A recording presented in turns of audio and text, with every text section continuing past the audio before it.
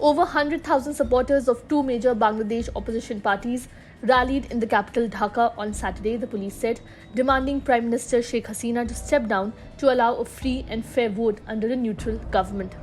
Saturday's rallies by the main opposition, Bangladesh Nationalist Party, and the largest Islamist party, Jamaat-e-Islami, were the biggest so far this year and marked a new phase in their protests, with a general election due within 3 months.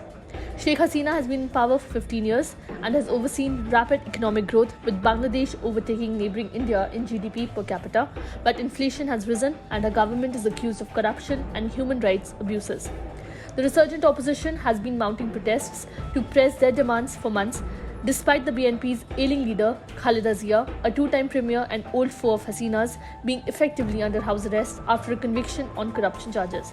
Her supporters poured into Dhaka on Saturday, crammed into buses despite checkpoints on the road into the capital, and even rode on top of packed trains.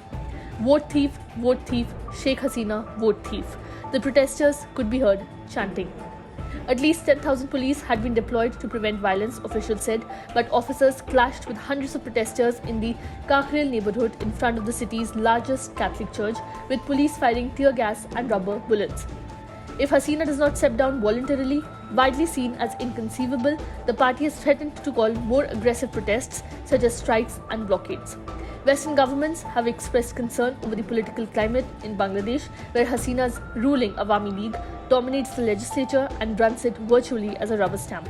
Her security forces are accused of detaining tens of thousands of opposition activists, killing hundreds in extrajudicial encounters, and disappearing hundreds of leaders and supporters.